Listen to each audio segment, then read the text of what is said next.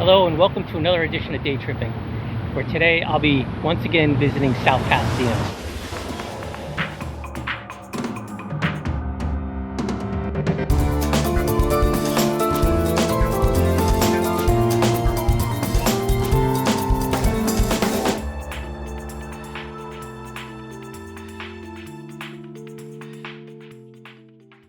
So be sure to check out my first trip so you can see all the history and architecture and Americana that exists just south of the 110 freeway. So I ended the last trip at Adobe Flores, and I'll be beginning this trip number 2 in front of the Frisco Farms building.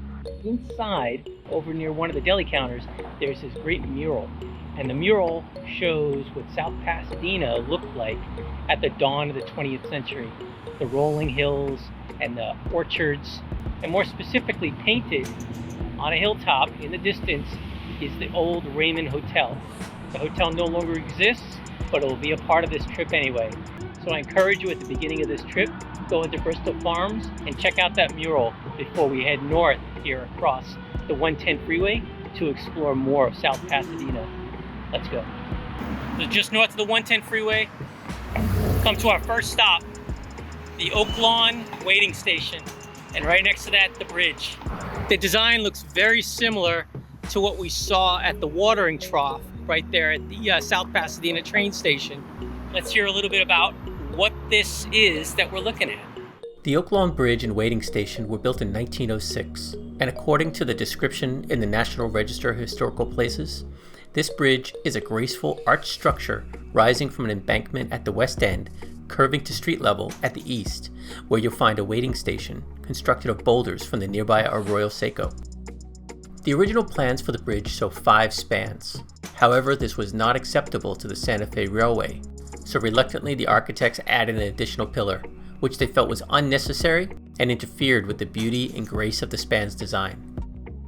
You know, now that I've walked over and I see that it kind of comes up here, goes to here, and then comes up and then there's a pillar right here, this pillar, and then it continues over to the other side. I think this is the pillar that they wanted removed. I think they wanted one continuous, long, thin arch to come to here. That's my guess now that I'm standing here in the middle of this parking lot. And I could see why the railroad had some concern. It was probably structurally sound, it just didn't look that way. So they added the pillar, and we have what we have today.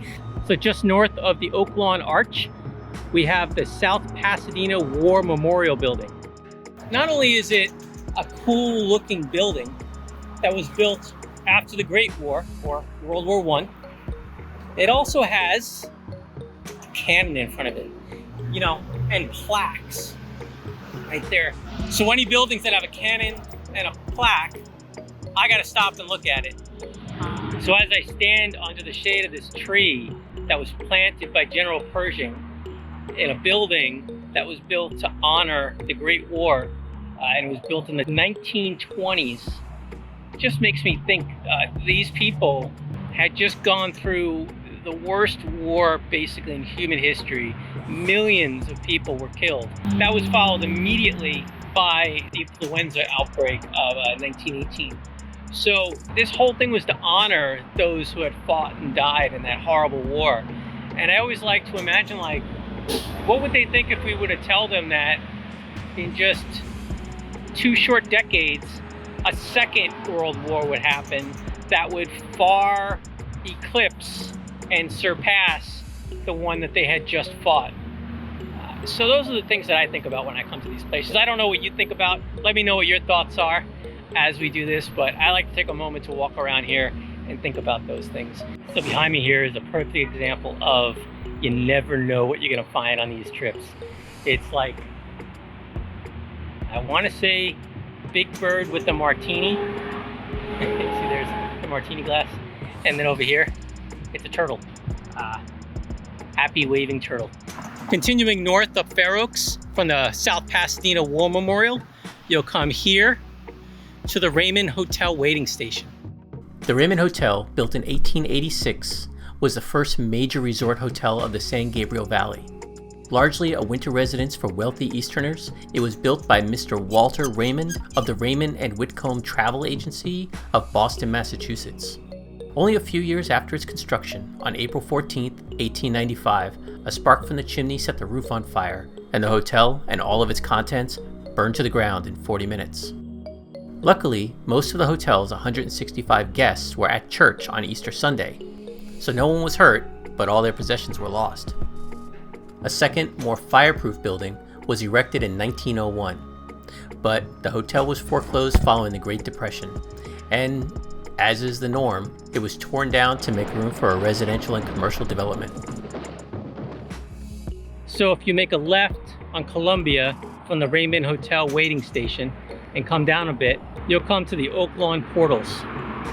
They seem to be of a similar design as the Oaklawn waiting station and also the watering trough, which we saw at the beginning of walk number 1. The same terracotta looking roof, oak beamed ceiling, and river stone pilings and uprights. 2 river stone pillars topped with timber, tile, and artisan crafted wrought iron. This American craftsman style street entrance was designed and built in 1901. A brand new residential development was taking shape in a peaceful orange grove at the northern end of South Pasadena, and this portal was built to show off and promote the luxury of these new homes. So from the Oaklawn Portal, head south down Fremont Avenue, make a right on Buena Vista Street, and on the corner of Meridian, you'll come to the next stop.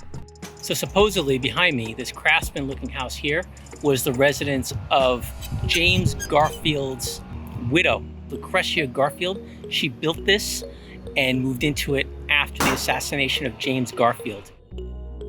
And right across the street from the Garfield House, you'll find the Rose Hedge House. The Torrence-Childs House, better known as the Rose Hedge House, was built in 1902. It's a 3-story English Tudor revival-style house designed by Charles W. Buchanan for philanthropist Emma Childs, the widow of George W. Childs, editor of the Philadelphia Ledger, and it was once occupied by Jared Sidney Torrance, who was the founder of his namesake city, Torrance. So I have no idea who George Childs is or Jared Sidney Torrance, but I do know that this house has been used in a bunch of movies. It's been used on TV shows like CSI Los Angeles, The Mentalist, and also it's a show that I actually like, is What We Do in the Shadows. This is the vampire's residence from that TV show. So from the Garfield House and the Rose Hedge House, I came up and went to Oliver and got here on Oliver and Orange Grove. And behind me here is what's known as a Queen Anne style house. It's supposedly the last of its kind in the area. I guess there were more of these around. And it's known as the Andrew O. Porter House. It's unfortunate that you can't see much of this house because supposedly it's supposed to be like architecturally important. But you know, that's what it is. They want their privacy. I'm sure people live here. So with that being said, let me move on to our next stop. You get these nice big river stone walls. They probably pulled them all out of the Arroyo Seco and built these walls here, just like they did all over the South Pasadena area. I came east down Orange Grove, and right across the street is this really cool looking building. This is Baranger Studios, a Gothic eclectic commercial building built by architect G.A. Howard. It was originally used to design and create animated jewelry displays. And I think it's one that really stands out as you're driving down the street. And just south of Baranger Studios is the Markey Building. Built in 1928, the Markey Building is a great example of English Gothic style commercial building. And its arched mullion windows and clinker brick style really jumps out at you. All right, so there you have it, South Pasadena. So I broke this up into 2 trips. I hope you watched both of them, but if you didn't, you don't have to. There's just so much to see and do around here. And this isn't even everything. I had planned to go continue to walk down Mission to the Arroyo Seco and then around the Arroyo Seco, but I could do a whole 3rd trip on that, but I'm just too tired right now. Thanks for joining me on this trip. I hope you enjoyed what you saw. I highly recommend coming down to South Pasadena. Whether you do the walk like I did or you come down here and drive around, if you're into architecture, this is the place to be. There is such a variety around here. So many great houses in great condition that represent a great variety of American architecture from the 1880s all the way up to modern. I highly recommend it. And I met, again, so many great people on this trip. Can't wait to do it again. So thank you for joining me. And until next time, try to get out, enjoy the world around you, but stay safe and stay healthy. So when I got here this morning, none of this was here.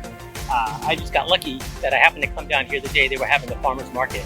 So Thursday afternoons, that's the time to come down. I got a brisket there at the barbecue stand here at the farmer's market. Again, this turned out to be a great adventure and one that ended in a way I was totally unexpected for.